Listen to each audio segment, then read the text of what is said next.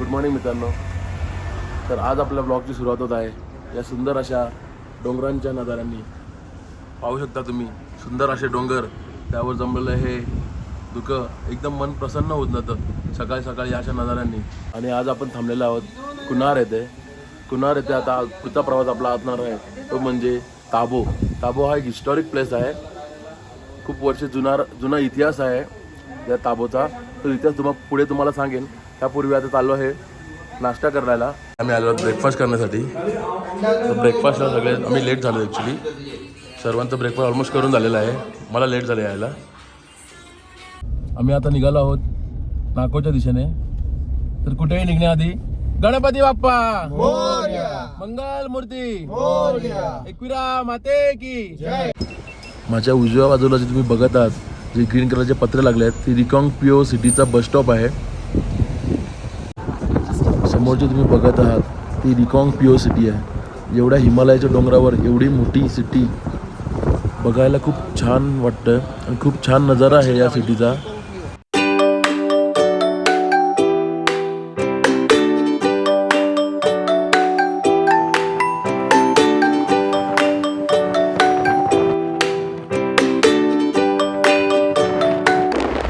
डोंगराळ भागामध्ये ब्लाइंड स्पॉटवर कोणताही अपघात होऊ नये यासाठी आपल्याला गाईड करण्यासाठी आपले आर्मीचे जवान आहेत. सल्यूट आहे साहेब तुम्हाला.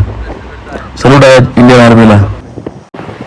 हिमालयाच्या पर्वतरांगामध्ये डोंगर पोखरून बनवलेले अतिशय सुंदर रस्ते. या रस्त्यांचा नजारा तुम्ही पाहू शकता.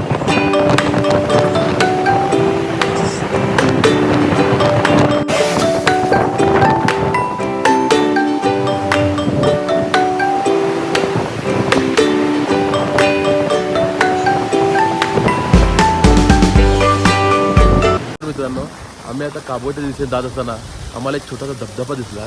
त्या धबधब्यामध्ये आम्ही आमची गाडी वॉश करण्याचा प्रयत्न करत आहोत. तर बघा आम्ही कशी गाडी वॉश करतो ते. आणि अशा प्रकारे आपली गाडी वॉश होत आहे. बघू शकता तुम्ही naturally washing car washing centre.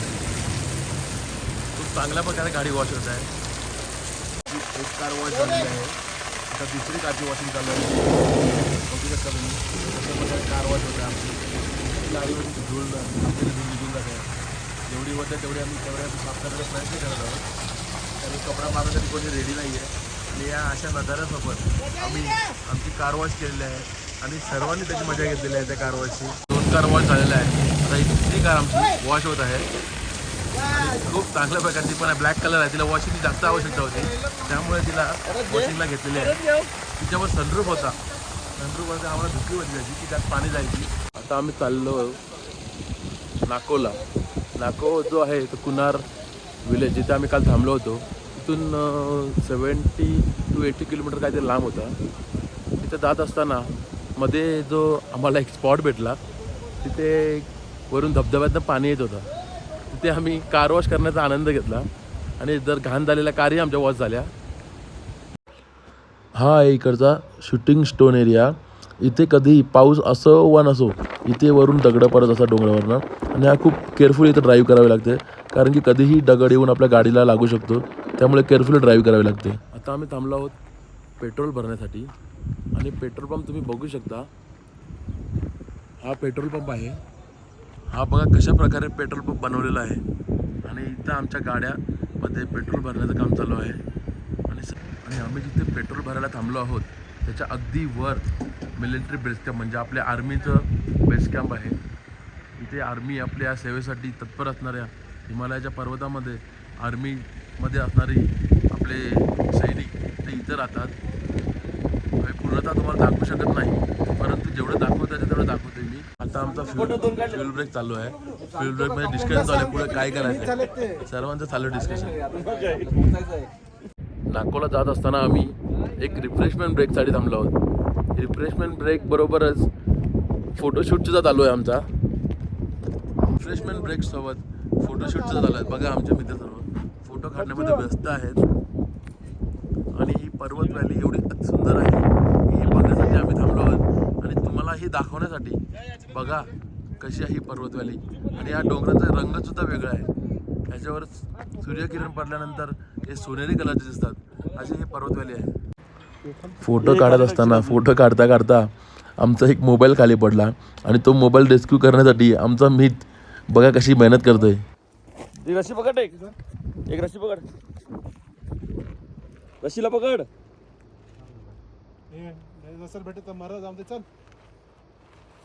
आता आम्ही नाको येथे पोहोचलेलो आहोत.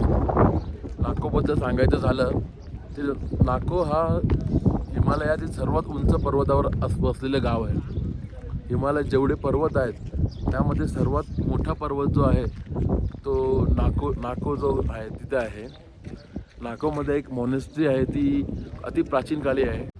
नाको हा सर्वात उंच पर्वत जरी असला त्या पर्वताची उंची सुमारे 12,000 फूटवर आहे. समुद्र लेवलपासून 12,000 फूट वर आहोत आपण. आता आम्ही नाको मॉनेस्ट्री म्हणजे नाको मठ तिथे जाऊन आलेलो आहोत.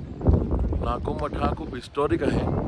हिस्टॉरिक यासाठी की त्याच्या आतमध्ये जो मठ आहे तिथे कॅमेरा अलाउड नव्हता, पण आम्ही जे डोळ्याने बघितलं ते तुम्हाला सांगतोय.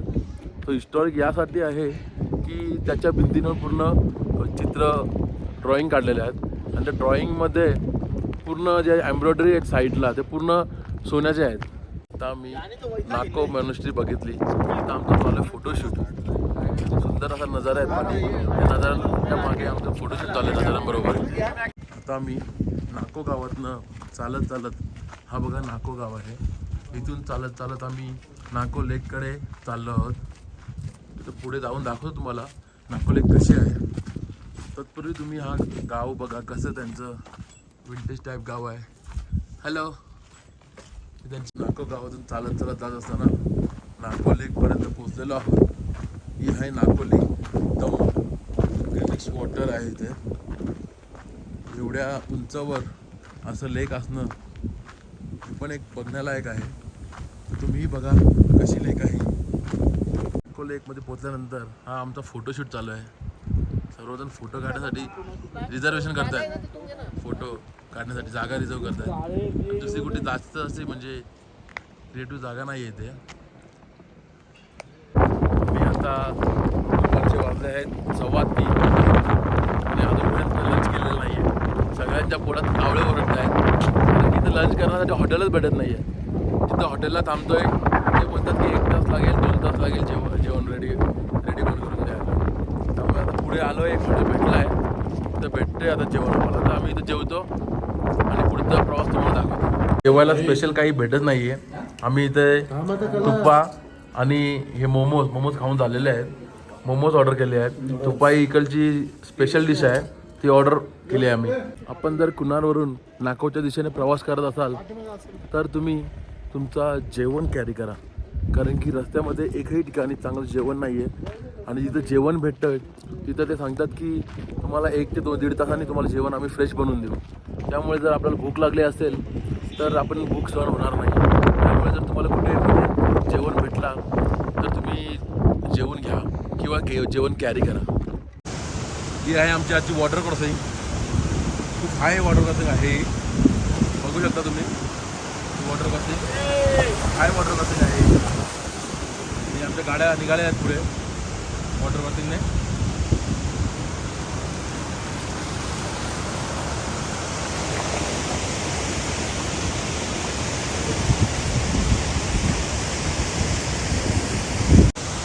आता आमची वॉटर क्रॉसिंग पूर्ण झालेली आहे, पण वॉटर क्रॉसिंग केल्यानंतर मला पुढे जाण्यासाठी रस्ता नाही आहे. वॉटर क्रॉसिंग पूर्ण झाली, तुमच्या गाड्या पुढे गेल्या आणि मी या अंकलकडनं लिफ्ट मागून मी वॉटर क्रॉसिंग पूर्ण करत आहे.